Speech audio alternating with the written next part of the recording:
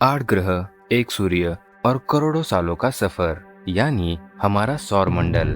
लेकिन क्या यह सफर हमेशा से इतना सरल था? क्या सभी ग्रह शुरुआत से ही सूर्य की परिक्रमा इसी तरह से कर रहे थे, या फिर यह सब गुरुत्वाकर्षण और समय के अनोखे खेल का नतीजा है? आज हम जानेंगे कि क्या पृथ्वी और अन्य ग्रह हमेशा से अपने मौजूद पथ पर थे, या फिर उनका मार्ग समय के साथ बदलता गया। और सबसे महत्वपूर्ण और एक डरावना सवाल कि ये गुरुत्वीय बल आखिर कब तक हमारे सौर मंडल को बांधे रखेगा? क्या भविष्य में किसी गुरुत्वीय असंतुलन के कारण हमारा सौर मंडल बिखर सकता है, या फिर इसकी कहानी कुछ और ही होगी? चलिए जानते हैं इस वीडियो में।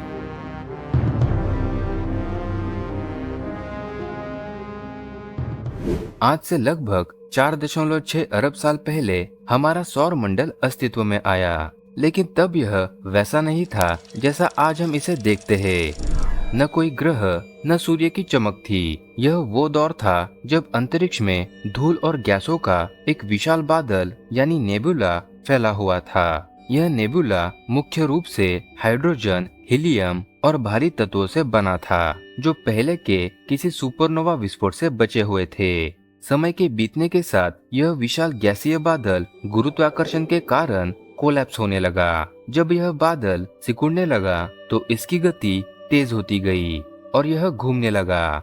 इस तेज घूर्णन के कारण नेबुला के केंद्र में दबाव और तापमान बढ़ने लगा और धीरे धीरे वह एक गर्म और चमकता गोला बनने लगा। यही था हमारे भविष्य का सूर्य।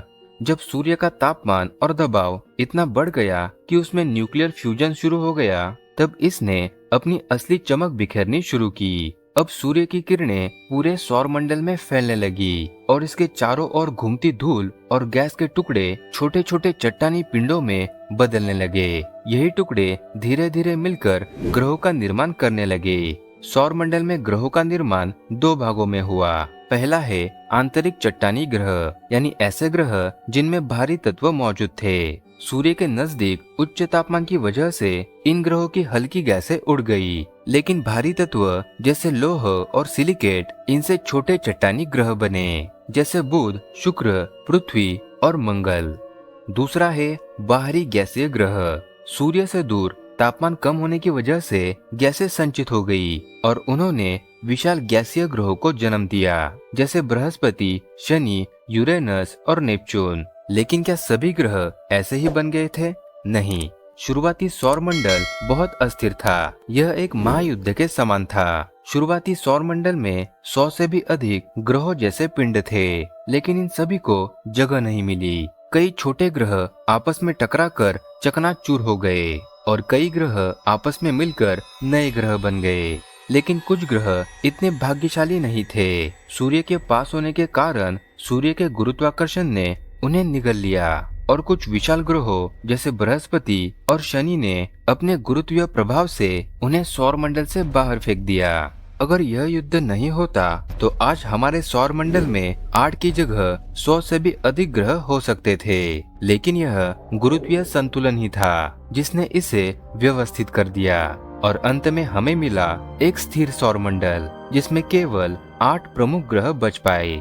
लेकिन आपने कभी सोचा है कि ये ग्रह न तो सूर्य में गिरते हैं और न ही उससे दूर चले जाते हैं? आखिर ऐसे कैसे संभव है? तो इसके पीछे छुपा है गुरुत्वाकर्षण और अपकेंद्रीय बल, यानी सेंट्रीफ्यूगल फोर्स। सूर्य का भारी द्रव्यमान एक शक्तिशाली गुरुत्वाकर्षण उत्पन्न करता है जो सभी ग्रहों को अपनी ओर खींचने की कोशिश करता है। लेकिन अगर सिर्फ यही बल काम करता तो सभी ग्रह सूर्य में गिर जाते। लेकिन ऐसा नहीं है, क्योंकि इसके साथ काम करता है सेंट्रीफ्यूगल फोर्स। जब कोई ग्रह सूर्य के चारों ओर घूमता है तो वह अपनी गति यानी ऑर्बिटल वेलोसिटी और इनर्शियल फोर्स की वजह से सीधा आगे बढ़ता है, लेकिन सूर्य का गुरुत्वाकर्षण उसे अपनी ओर खींचता है। इन दोनों बलों का संतुलन ग्रहों को एक स्थिर कक्षा में बनाए रखता है और इसी संतुलन के कारण आज हमारी पृथ्वी एक ऐसी दूरी पर सूर्य की परिक्रमा कर रही है जहां जीवन के लिए अनुकूल परिस्थितियां बनी हुई है। आज हमारी पृथ्वी एक हैबिटेबल जोन में है, यानी एक ऐसा क्षेत्र जहां पानी तरल रूप में बन सकता है, जो जीवन पनपने के लिए बहुत महत्वपूर्ण है। लेकिन क्या हमारी पृथ्वी हमेशा से यही थी? बिल्कुल भी नहीं। लाखों करोड़ों सालों में हमारी पृथ्वी धीरे धीरे अपनी जगह पर पहुंची है। लेकिन यहाँ गौर करने वाली बात यह है कि पृथ्वी की कक्षा को स्थिर बनाए रखने में सिर्फ सूर्य ही नहीं बल्कि अन्य ग्रहों ने भी अपनी भूमिका निभाई है। हर ग्रह, हर चंद्रमा अपनी भूमिका निभा रहे हैं। अगर इस प्रणाली में जरा भी बदलाव होता तो शायद आज हम यहाँ न होते।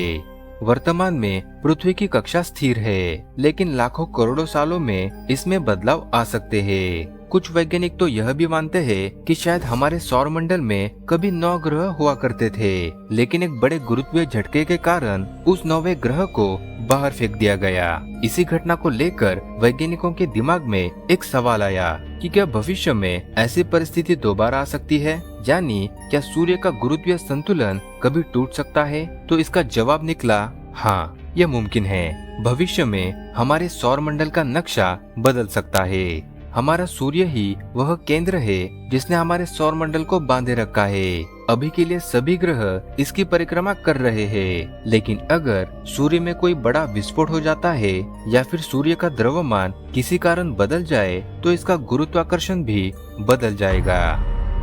ऐसे में 2 संभावनाएं हो सकती है। कुछ ग्रह सूर्य की ओर गिर सकते हैं, जैसे अगर सूर्य का गुरुत्वीय खिंचाव अचानक बहुत अधिक बढ़ जाए तो पृथ्वी और अन्य ग्रह धीरे धीरे इसकी ओर खींच सकते हैं। यह पूरी तरह से विनाशकारी होगा, क्योंकि कोई भी ग्रह इस प्रक्रिया से बच नहीं पाएगा। दूसरी संभावना यह है कि कुछ ग्रह सौर मंडल से बाहर फेंक दिए जाएंगे। जैसे अगर सूर्य का द्रव्यमान कम हो जाता है तो इसका गुरुत्वाकर्षण भी कमजोर पड़ने लगेगा, जिससे ग्रहों पर लगने वाला सेंट्रीफ्यूगल फोर्स उन पर हावी हो सकता है और इसका मतलब वे ग्रह अपनी कक्षा से बाहर निकल जाएंगे और अंतरिक्ष में कहीं खो जाएंगे।